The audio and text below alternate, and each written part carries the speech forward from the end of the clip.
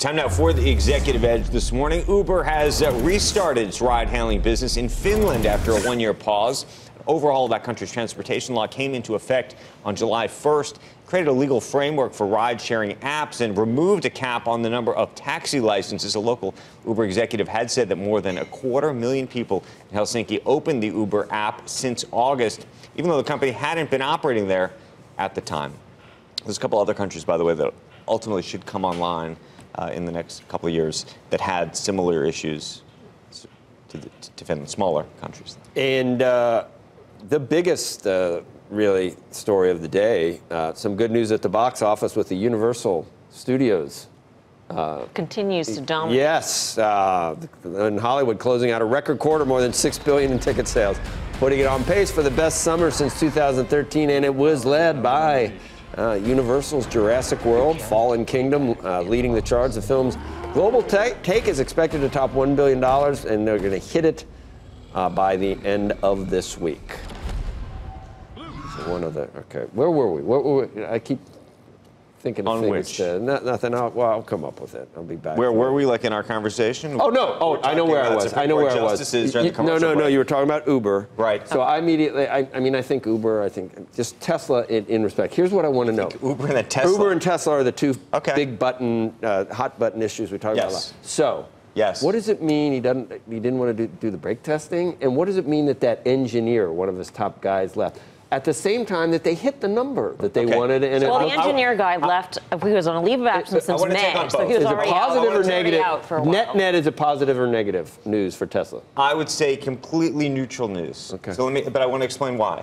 So on the engineer, he leaves in May. Originally, the idea was that that Elon was going to take over more of the day-to-day activity, and he was going to take over this other piece of it. And that clearly wasn't working. Then they were going to put him on a break. He was going to sort of spend time with family, and now obviously he's out. Okay, so there's that. Okay, and that's a negative overall, but because it's not the first, right? But he was already out of the picture since May. Now the braking thing, because I've now spent a lot of time on the braking. Because I thought everybody goes through those tests. Okay, so here's the issue. The issue is that there's a brake test that they do on the line. Okay. Yeah. Most car companies do the brake test on the line. What they don't do, which Tesla does do at the moment, is they then take every car out and actually drive it around a track. When you drive it around a track, you actually also are doing the same test that you do on the line. So what they were saying was, look, doing the test on the line is completely redundant since we're already taking it out basically to actually drive the thing to figure out whether it's aligned and whether the brakes work. There will become a time when their production is hopefully good enough that they don't actually want to even take the cars around a track. It would be so time-consuming. In which case, they will probably go back to doing the test on the line. Okay. But the idea that they're not doing the test on the line, I clearly sent the stock down. It's not clear to me that was the accurate take. So the bigger point is, do you see how by the way, not a bad story to put out there, but I think that the context around it when it first came out really sort of it definitely hit the stock. Created a misunderstanding about what was happening. Do you see how I set things up, I tee things up for you like that? I do. Have you ever done that for me, other than trying to cut me off and get me not to say things? This is called this is a generous anchor. This is generosity. I do this. I think about things that you'd like to opine on, and you know what?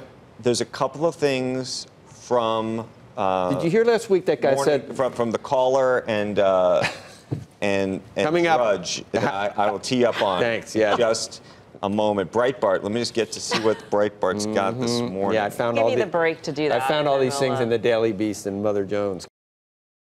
Hey there, thanks for checking out CNBC on YouTube. Be sure to subscribe to stay up to date on all of the day's biggest stories. You can also click on any of the videos around me to watch the latest from CNBC. Thanks for watching.